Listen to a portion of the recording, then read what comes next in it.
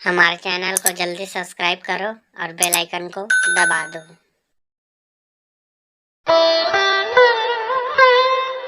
नमस्कार दोस्तों, आज के हमारे इस वीडियो में हम आपके लिए श्री कृष्ण नाम की एक बहुत सुंदर कहानी लेकर आए हैं।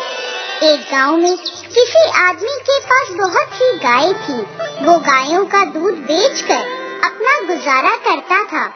एक बार उनके गांव में कई महात्मा आए और वहाँ यज्ञ करने लगे और वो वृक्षों के पत्तों पर श्री कृष्ण लिख रहे थे। वो व्यक्ति रोज अपनी गायों को वहाँ चराने ले जाता था। एक दिन एक गाय ने वो श्री कृष्ण नाम लिखा पत्ता खा लिया। शाम को जब सभी गायें वापस अपने बाड़े में चली गईं, तब वह गाय श्री कृष्ण बोलने लगी। तभी सारी गायें उसे बोली, ये तुम क्या बोल रही हो? तो वह बोली, श्री कृष्ण नाम रूपी पत्ता मेरे अंदर चला गया है। ऐसा लगता है ये नाम मेरे अंदर समा गया है और मेरा मैं चला गया है। ऐसा कहकर वो गाय बस श्री कृष्ण नाम जपती रही। सभी गायों ने निर्णय लिया कि इसे अपनी टोली से बाहर कर देते हैं। सुबह जब वह व्यक्ति आया तो उसने देखा कि वह गाय बाड़े के बाहर खड़ी है, तो वह उसे वापस बाड़े के अंदर करता है, परंतु बाकी की गायें उसे सींग मारकर वापस बाड़े के बाहर कर देती हैं। उस व्यक्ति को कुछ समझ नहीं आता कि सभी गायें इसे दूर क्यों कर रही हैं। कहीं इसको कोई बीमारी तो नहीं हो गई?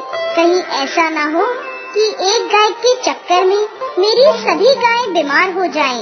वो व्यक्ति रात को उस गाय को जंगल में छोड़ आता है।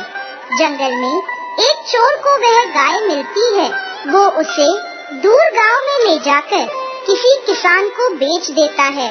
वो किसान भी देखता है कि यह गाय सारा दिन श्री कृष्ण जपती रहती है। अब वह किसान उस गाय का दूध बेचकर अपना गुजारा करने लगा। श्री कृष्ण नाम के प्रभाव से उस गाय का दूध अमृत समान हो गया। दूर दूर से लोग उस गाय का दूध लेने आने लगे और उस किसान के घर के हालात सुधरने लगे। एक दिन राजा के मंत्री वहाँ से गुजर रहे थे। तभी वह किसान के घर रुके तो किसान ने उन्हें उस गाय का दूध पिलाया। वो दूध पीकर मंत्री किसान से बोले, हमने ऐसा दूध कभी नहीं पिया। किसान बोला, ये तो इस गाय का दूध है जो सारा दिन श्री कृष्ण करती रहती है। श्री कृष्ण नाम का जाप करती उस गाय को देखकर हैरान रह जाते हैं और वापस महल को लौट जाते हैं। उन दिनों उस नगर की रानी बीमार थी।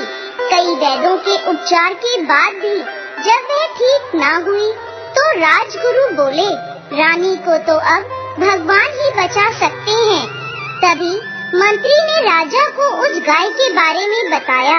राजा को इस बात पर विश्वास नहीं हुआ और वह मंत्री के साथ किसान के पास पहुँचे और उस गाय को देखकर हैरान रह गए। राजा किसान से बोले, यह गाय मुझे दे दो। किसान हाथ जोड़कर राजा से बोला, महाराज, इस गाय के कारण मेरे घर के हालात ठीक हुए हैं। मैं ये गाय यदि आपको दे दूंगा तो मैं फिर से भूखों मरने लगूंगा। राजा बोला, मैं आपको इस गाय के बदले इतना धन दूंगा कि आपकी गरीबी दूर हो जाएगी। तब किसान ने खुशी खुशी गाय को राजा को दे दिया। अब वह गाय महल में रानी के पास रहती और श्री कृष्ण नाम का जाप करती रहती।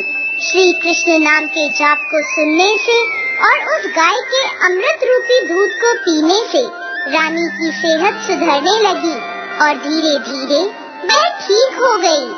अब गाय राजमहल में राजा के साथ रहने लगी।